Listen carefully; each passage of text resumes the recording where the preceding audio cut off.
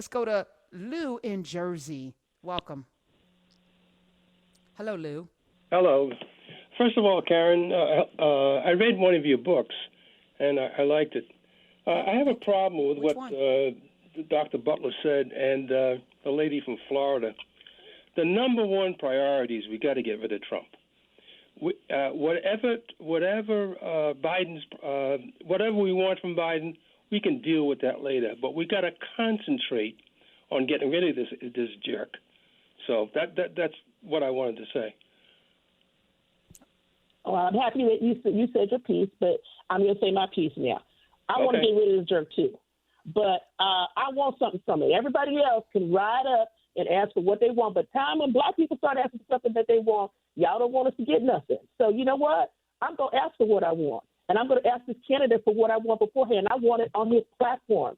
Right now, I just looked while we were at the break. He said he's going to lower the age of Medicaid from 65 to 60 and forgive the student loans for people who went to HBCUs and forgive the loans for people who went to state schools. That's a nice start. But that's not enough to get those young voters in the door because they're like, well, where's my health care? Where's my Medicare for all? Where's my stuff that is going to happen for me? So we don't start asking Joe Biden for stuff right now. He is not going to hold that against Donald Trump. He's weak. He hasn't been able to fight. Donald Trump is going to be shooting things over the bow, tweeting and stuff. He already started talking to Bernie Sanders voters like he was, I'm going to use this from my friend Sugar on Twitter. He started talking to Bernie Sanders voters basically like he was Suge Knight for death row. He basically said, if y'all don't like Joe Biden, come over here and vote for me. So, he has it just like a rapper would. He's like, y'all don't like Joe? Come over here and vote for me. And you know some people don't do that. So while I appreciate your point of view, my point of view is I'm making Joe Biden a better candidate by asking him for some things to do before he gets into office so he can get my vote. All right. Thank you, Lou. Let's go to Robert in Houston. Hi, Robert. Hey, how you doing, Karen? Good. Right now, the doctor is doing Trump's work for him. You sound very privileged to sit your ass up there and say that that you may not vote this time around. Maybe your privileged ass can wait.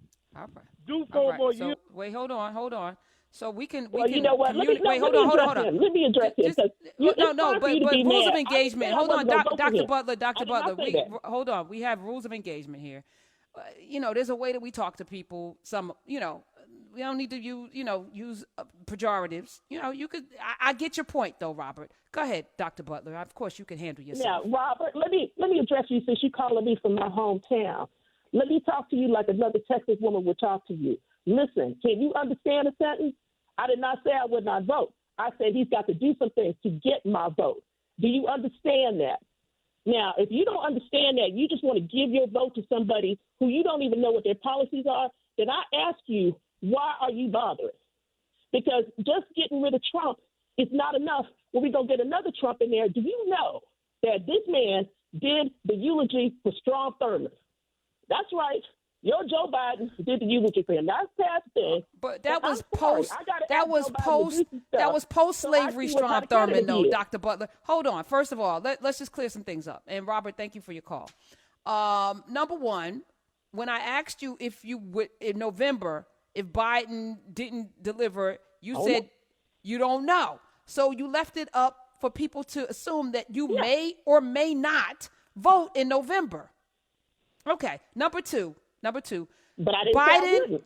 Biden and Trump, yes, that's a fact. Biden and Trump are not the same. They're not different sides of the same coin. To say that Biden, and I said this about Hillary, because people are like, they're the same, it's the same, doesn't matter who we vote for. I didn't say they were the same either. Now, let's be clear here. They're not the same. But what I am saying is this. Again, let me be very clear about what I'm saying. Black people have just gone like sheep to the slaughter to vote for Democrats. Why are we not asking for the things that we are going to need? Because the things that we will need will be even more so important come November when everybody half of this country will have had the coronavirus, ain't got jobs, don't have nothing else, and we just going to have to get the scraps off the table like we've always been doing. But you're acting as if it's the candidate's fault. It's always been on us, right? And I gave you the Lyndon Johnson. Hold on, I gave you the Lyndon Johnson example of that. Somebody who really didn't give a damn about us, but we made him do some things. We pushed him. That's right. So who's responsible for pushing? We were in the street. We pushed him. Okay. So your beef is not with Biden. Your beef is with black people who are sitting on their asses right now, not demanding anything. But I got beef with both of us. So I'm also saying to black people, why aren't you asking this question? Why we got to deal with the CPC that runs over there all the time and does what they want? Why are we not holding them to account? So there is a both and here. If y'all can't hold this together, then I question your intelligence about not being able to hold it together. Okay? Let me be real blunt here. This is not hard. There are things you can ask for. There are things you can do to call. People have been calling and talking about stuff and doing all these things. Now we are in a position where this is critical. It is not just, I'm not going to vote like some people said in 2016 or whatever. This is life or death. There are black people standing in line right now waiting for food here in Philadelphia that don't have a job. There are people who are having to go to contingent jobs because they don't have anything else to do because they got to make money. And what I am saying is if I have a candidate who is not addressing these needs right now, why do I think he's going to address them in October? He's not. He's going to do whatever it's just like anything. To get my vote. It's like any negotiation. You ask for a lot, whether salary, home. And yeah, I get that. But as a group, we have not been together to. So what's on your agenda? We got a group that wants reparations. We got one group that what's the agenda? My agenda is very simple. I want some health care for people, and I want it to be more open than what it is right now.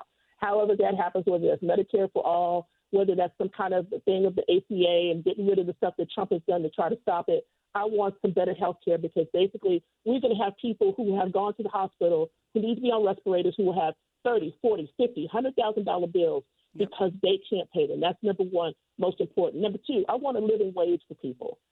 This stupidity of paying people and waitresses in restaurants $2 and $3 an hour, making them live on tips, they need to have a regular wage, a $15 minimum wage. That's one of the things that happened with Bernie being in there. So people have been pushing for a minimum wage.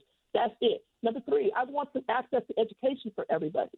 There needs to be ways in which you can get education that it does not cost you that much money to get. That's what I want. And number four is we need higher education. You're talking about higher education? Well. You're talking about higher education. Higher education and both higher education so people can go to college, plus revamping K through 12 because all of these tests are not helping anybody. No, they're not. Okay? So, but let's go back. Let's go back to higher education for a second because I happen to know I teach as well. That for students that do well in school is free. I know. Yes. For some of them it is. If you do well, if you're on the dean's list, they give you grants that you don't have to pay back. And I have several students. But not everybody gets that stuff. I'm at Ivy. I know what these kids get. Some of them get enough, but they still don't have enough money to live there because the food on campus is so high. You have food poverty. You got to understand that you got athletes right now who get a full ride and can't afford the food in the damn cafeteria. So you can say that they get grants and everything else, but they're not getting all the things that they need. They don't have enough clothes to compete with these kids in school, even if they want to wear some stuff. I see this in my classrooms all the time. So I'm telling you, this is the kind of thing that we need to really think about. You got to drill down. You just can't say a blanket statement and say just because they got in school and they got a tuition grant or whatever, that they have enough. Right now, one more thing. There's kids right now who got put out of the dorms at Penn, Harvard, and all these other schools, and they had to go back home, and they might not even have a place to stay. Right. Parents are broken up or whatever. They don't have any money because they didn't get their money from their work-study job. So this thing has created like this whole kind of craziness that nobody is paying attention to. Right. So I don't want to fight about it. I'm just saying let's start to really think constructively about these things that are going on and to think about what we need to do to prepare. This is a different election. It's not the same election that it was going to be 3 months ago. No, it is not. Which is why we need to be more forward thinking about not next year or 5 years from now, but 10 years from now. And I think as people, we need to start to also stop ingraining into our kids an ideal that was never set for us to be successful. All of this chasing, and I feel very strongly about it. I think our best and brightest should go to HBCUs and put those resources there. The best and brightest athletes should go to HBCUs and put those resources there. Those billions of dollars that come in through the NCAA should go into those schools, building those infrastructures and making sure that those schools have a legacy. And that should be the thing. And the endowments that come with that. But also K through 12, teaching kids how to regurgitate. has ill prepared this country to compete globally. We don't teach our kids how to critically think. But that's an us problem again, because we send our kids to school expecting them to get an education. And I think this time home, I think a lot of parents are getting to see what their kids are learning and what they're not learning. And it's time for us to re-examine what that looks like for our community and put some demands. There is a national edict to teach Black history across this country. It's in the law. It's in the books. Actually, an administrator, one of the city officials showed me the law. How many schools are actually applying it? And that's an us problem, because it's on the books, but we're not demanding it. So I think, let's start with... Yeah, I think, one of the things is we have to be involved. So let me give you an example of the stuff that I'm thinking about here. One of the things is that if you think about an arc between the 1970s and now, about what Republicans did to get into the school districts, to get the books and everything else, my home state of Texas, they trained so many textbooks and got slavery out of the textbooks and have all this craziness in there because they made sure it came out. We are not involved in the places that we need to be involved in. That's one way to do this. If you're not asking your kid what they learn in school, this is why they end up coming up with these games like, you're going to be the slave. And the little white girl over here is going to be your master. And, we've had so many of these come up. We've had so many of these things come up. So when they get to me, when they get to my class at Penn and I start teaching about slavery and everything, everybody gets upset. The white people get upset because white students get upset. Oh, this is not my fault, and I don't know. This is horrible. And then all the Black students are like, I want to put an axe in somebody's head, which I don't blame them because nobody told us this. And so I get kids who don't even understand the basic mechanics of slavery. No, it wasn't indentured servitude. It was slavery. People were getting raped. People were getting burned. People were getting branded. People were getting killed. And nobody learns this in K through 12 because they've been told it's like going with the wind. 866-801-8255. Kim in North Carolina, you're on. Welcome. Dr. Butler, Lamont King. Hey. Yes, good afternoon to all of you, and I appreciate your conversation. I wanted to say that as I listen and I hear the different messages and the different reasons why, I just wanted to say that it's inexcusable for anyone to even have a thought about wanting to vote in this election that's coming up. It's inexcusable. There's the proof is in the pudding as to who is in the office. We just have to unify our thinking about what it takes to get everybody involved.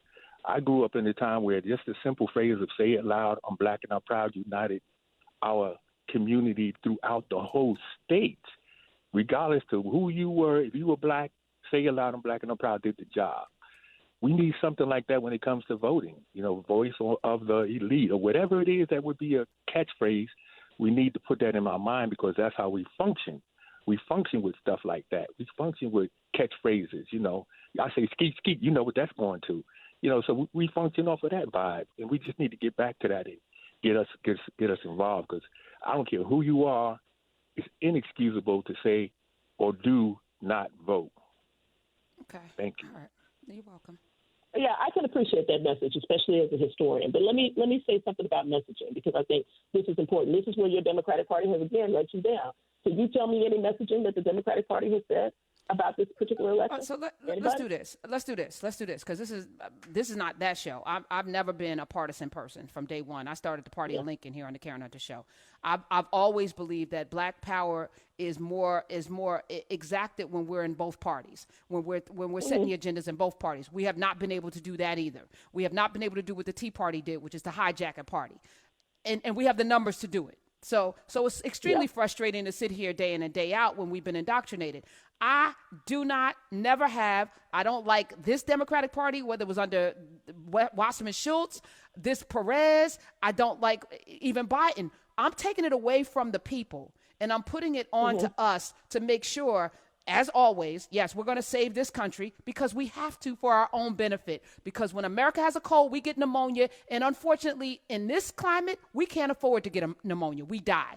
So I need us to at least be in a position to live. Pneumonia is the whole point of this disease, actually, coronavirus. Pneumonia is the whole point of this disease. Right. But let me ask you a question, Professor, because I'm curious here. It's like if it's not either other party and you want it to be Black people, then where do you see this coming out of the community? I mean, I have some different thoughts about where that might come out of, but I'm interested to hear what you have to say about it.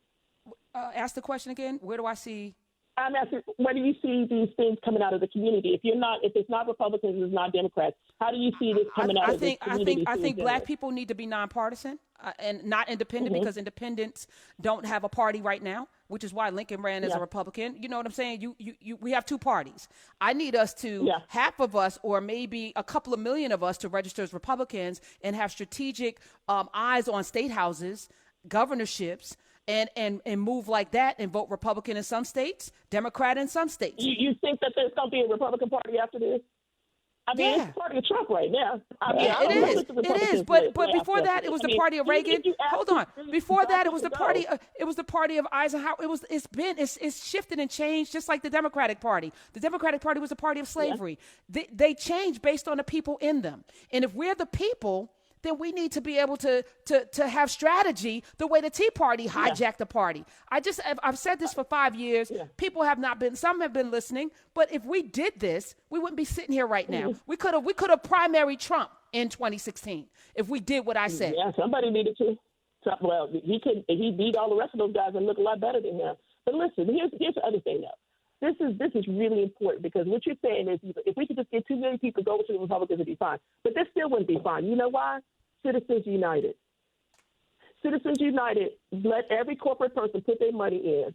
And so basically, I mean, how you going to get the Republican Party when everybody's been bought? It's the same problem. Because you don't need money when you have people. And AOC proved that, and a host of other people. Okay, so let's table this conversation, because if there's a will, there's a way, and we black. We make chitlins taste good, so we can do all things. All right, let me just thank you. I don't either. I've never eaten them, and I wouldn't eat them. I'm just making a point. But thank you for being here. I appreciate you.